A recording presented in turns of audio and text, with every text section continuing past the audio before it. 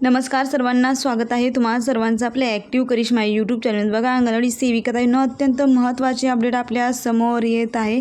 अंगणवाडीसाठी बघा, अंगणवाडीतील बालकांना अधिक गुणवत्तापूर्ण आहार उपलब्ध करून देण्यासाठी आहार दर वाढीबाबत शासन सकारात्मक असून त्या संदर्भातील कार्यवाही सुरू आहे, अशी महत्त्वपूर्ण अपडेट आणि माहिती आपल्या समोर आलेली आहे.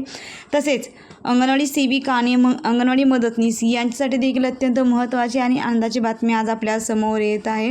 अंगणवाडी सेविका अंगणवाडी मदतनीस पदावरून थेट नियुक्तीने अंगणवाडी सेविका या पदावर नियुक्त झालेल्या कर्मचाऱ्यांचे सेवानिवृत्तीचे वय 60 करण्यात आले होते, परंतु 60 वरून आता 65 वर्ष करण्यासंदर्भात सकारात्मक पावले उचलले जात असल्याची माहिती महिला व बालविकास मंत्री आदिती तटकरे यांनी दिलेली आहे.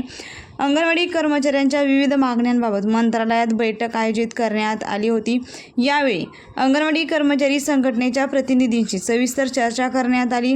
सचिव डॉक्टर अनुप कुमार यादव, आयुक्त माधवी सरदेशमुख, भारतीय कामगार संघटनेचे अध्यक्ष डॉक्टर DL कराड, अंगणवाडी कर्मचारी संघटनेच्या अध्यक्षा शुभा शमीम आदी यासाठी उपस्थित होते.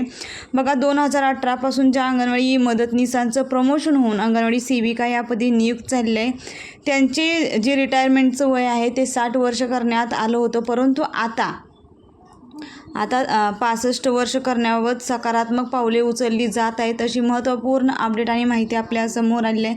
त्यामुळे हा व्हिडिओ अत्यंत महत्त्वाचा आहे. तसेच बघा, बालकांना अधिक गुणवत्तापूर्ण आहार देण्यासाठी आहार दर वाढीबाबतसुद्धा शासन सकारात्मक असून त्या संदर्भात कार्यवाही सुरू झालेली आहे.